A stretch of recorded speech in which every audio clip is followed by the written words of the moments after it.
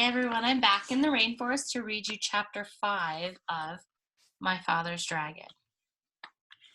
And chapter 5's name is My Father Meets Some Tigers. But remember that this is a chapter book, so you have to use your imagination because I can't show you the pictures because there's not a picture every page. The river was very wide and muddy, and the jungle was very gloomy and dense.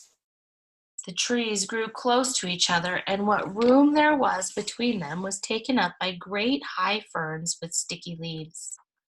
My father really didn't like to leave the beach, but he decided to start along the riverbank, where at least the jungle wasn't quite so thick. He ate 3 tangerines, making sure to keep all the peels this time, and put on his rubber boots. My father tried to follow the riverbank, but it was very swampy, and as he went farther, the swamp became deeper. When it was almost as deep as his boot tops, he got stuck in the oozy, mucky mud. My father tugged and nearly pulled his boots right off, but at last he managed to wade to a drier place. Here the jungle was so thick that he could hardly see where the river was. He unpacked his compass and figured out the direction he should walk in order to stay near the river. But he didn't know that the river made a very sharp curve away from him, just a little way beyond. And so as he walked straight ahead, he was getting farther and farther away from the river. It was very hard to walk in the jungle. The sticky leaves of the ferns caught my father's hair, and he kept tripping over roots and rotten logs. Sometimes the trees were clumped so closely together that he couldn't squeeze between them and had to walk a long way around. He began to hear whispering noises, but he couldn't see animals anywhere. The deeper into the jungle he went, the surer he was that something was following him. And then he thought he heard whispering noises on both sides of him as well as behind. He tried to run, but he tripped over more roots, and the noises only came nearer. Once or twice he thought he heard something laughing at him. At last he came out into a clearing and ran right into the middle of it, so that he could see anything that might try to attack him. Was he surprised when he looked and saw 14 green eyes coming out of the jungle all around the clearing, and when the green eyes turned into 7 tigers. The tigers walked around him in a big circle, looking hungrier all the time, and then they sat down and began to talk. "I suppose you thought we didn't know you were trespassing in our jungle." Then the next tiger spoke. "I suppose you're going to say you didn't know it was our jungle." "Did you know that not one explorer has ever left this island alive?" said the third tiger. My father thought of the cat and knew this wasn't true. But of course he had too much sense to say so.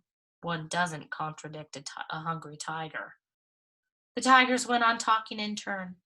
"You're our first little boy, you know. I'm curious to know if you're especially tender. Maybe you think we have regular meal times, but we don't.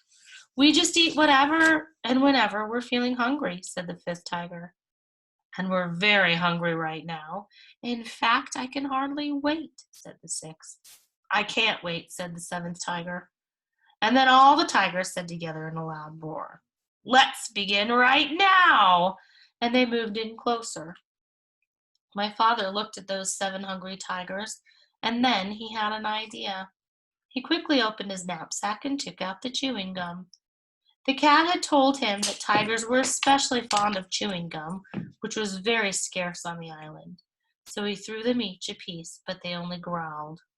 As fond as we are of chewing gum, we're sure we'd like you even better." And they moved so close that he could feel them breathing on his face. "But this is very special chewing gum," said my father. "If you keep on chewing it long enough, it will turn green, and then if you plant it, it will grow more chewing gum. And the sooner you start chewing, the sooner you'll have more." So here's all the tigers talking to him. Sorry about the squeaking. I can't get my dog to stop. The tiger said, "Why don't you stay? Isn't that fine?" And as each one wanted to be the first to plant the chewing gum, they all unwrapped their pieces and began chewing as hard as they could. Every once in a while, one tiger would look into another's mouth and say, "Nope, it's not done yet." Until finally they were all so busy looking into each other's mouths to make sure that no one was getting ahead that they forgot all about my father. So here they're all looking in each other's mouths. I wonder if you really could plant chewing gum. See you next time.